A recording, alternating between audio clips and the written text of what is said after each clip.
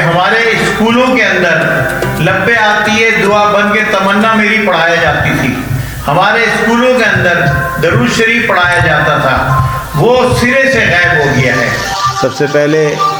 تو میں شہزادہ عالمگیر صاحب کا، سجاد صاحب کا، شاہد استقلال صاحب کا، طاہر صاحب کا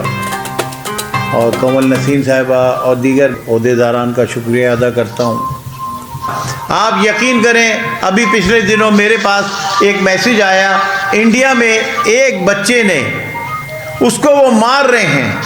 اور اس کا پورا چہرہ خونم خون ہو رہا ہے اور وہ پاکستان زندہ باد، پاکستان زندہ باد، پاکستان زندہ باد کے نعرے لگا رہا ہے اور وہ پاکستان کے نعرے لگاتے لگاتے لگاتے شہید ہو گیا. اس نے نہیں کہا کہ مجھے تم نے اتنا مار رہے ہو، اتنا میرے اوپر ظلم کر رہے ہو، پورے ویڈیو ہے وہ پوری کی پوری، لیکن وہ بچہ انڈیا کے اندر پاکستان کا نعرہ لگا رہا ہے، پاکستان زندہ باد، پاکستان زندہ باد. میں نے اس ویڈیو کو سوشل میڈیا کے اوپر ڈال کر کچھ لوگوں سے آتے ہیں نا جوابات اور دوسری چیزیں، آپ یقین کریں ایک صاحب کا جواب اتنا برا آیا جو میں بیان نہیں کر سکتا، اور اس دن میں پوری رات نہیں سو سکا کہ میرے نوجوانوں کو کیا ہو گیا ہے. انہیں نہیں معلوم کہ وہ بچہ انڈیا میں بیٹھ کر پاکستان زندہ باد کے نعرے لگا رہا ہے اور ہم اس کے جواب میں کیا جواب دے رہے ہیں اور کیا جواب لکھ رہے ہیں. میں وہ دکھاؤں گا عالمگیر صاحب کو بھی. ان سوچوں کو مجھے تبدیل کرنا ہو. لوگوں کو بھی جانا ہے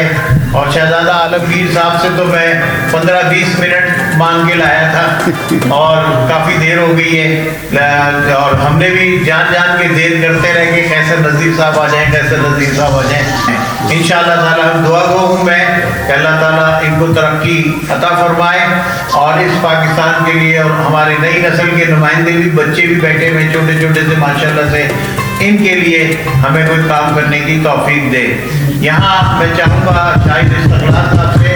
کہ ایک قرارداد آپ ضرور منظور کیجیے گا، اور وہ یہ ہے